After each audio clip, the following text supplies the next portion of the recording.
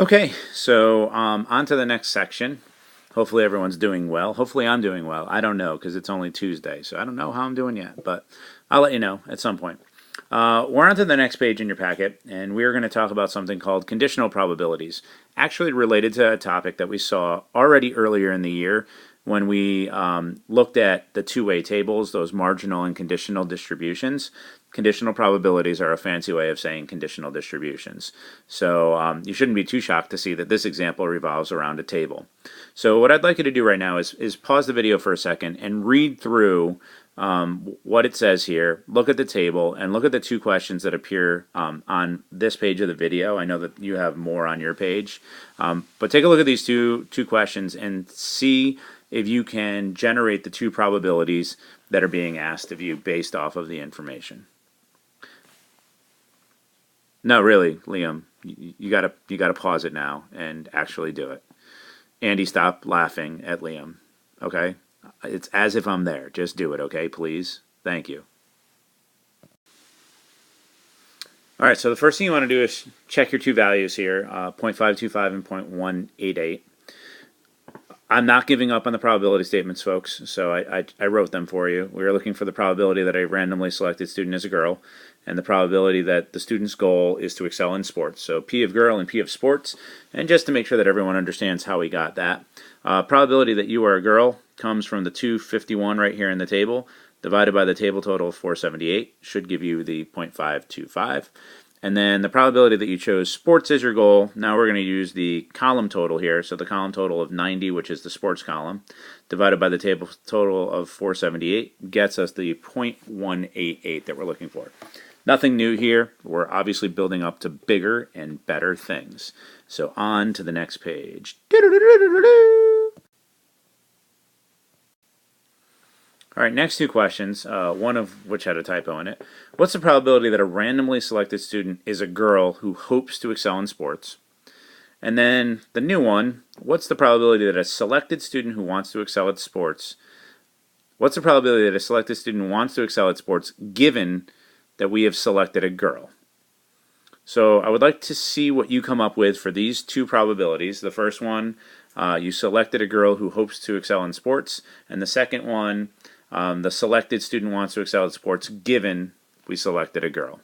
So the table's in the top right hand corner of the slide if you want to view that, but these are the next two problems on your notes. So again, pause this, and really please do pause it, and try to find these two probabilities as both fractions and decimals rounded to 3 decimal places. Alright, so in the first one, I think that you guys probably got that one. The probability that you are randomly selecting a girl who hopes to excel in sports is really the probability of girl and sports. And girl and sports requires that we look at this cell right here. The girl intersecting with sports is 30 out of the total 478 students we could have chosen from, yields 30 over 478, or 0.063. So very low likelihood in this case given this information. That's different than what the next question says. The next question is asking us to find out what's the probability that the person excels at sports given we've selected a girl.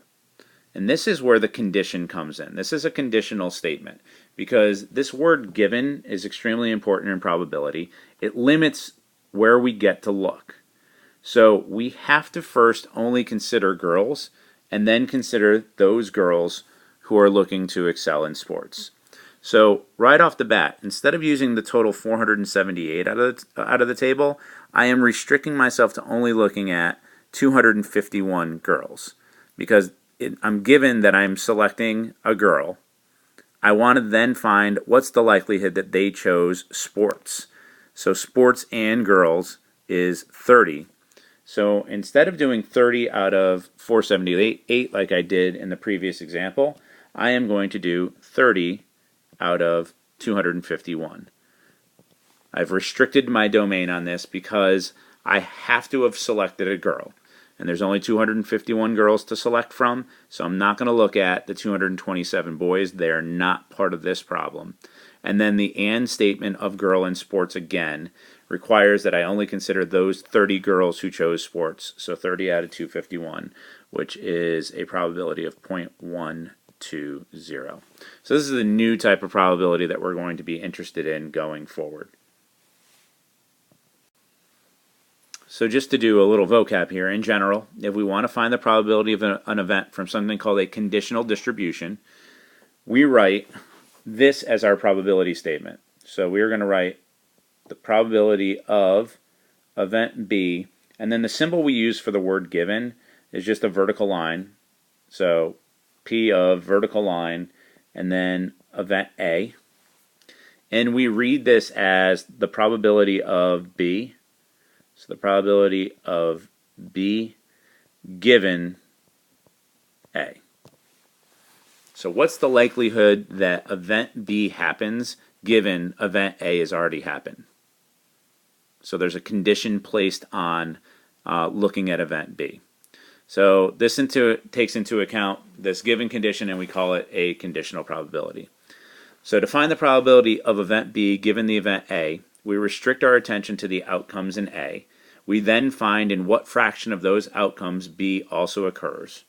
So formally, we are going to write the following statement. This is going to kind of be our formulaic rule, which I've been trying to establish for all of the probability that we do. So this idea of probability of B given A requires that I restrict myself to A happening first. So the denominator of this fraction is always going to be the probability of A. And the way I like to think about it is, if you look at the statement that's given to you, you have this vertical bar here, your given bar. It almost looks like a fraction bar. So A would be in the denominator of the fraction bar. So P of A goes in the denominator of your fraction over here.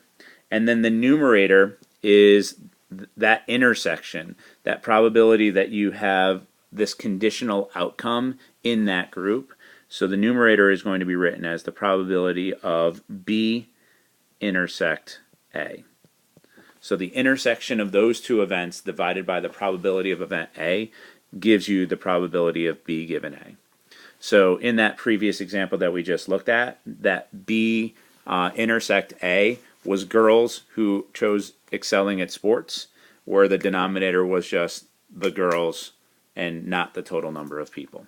So this is the formula we use going forward for this thing called a conditional probability.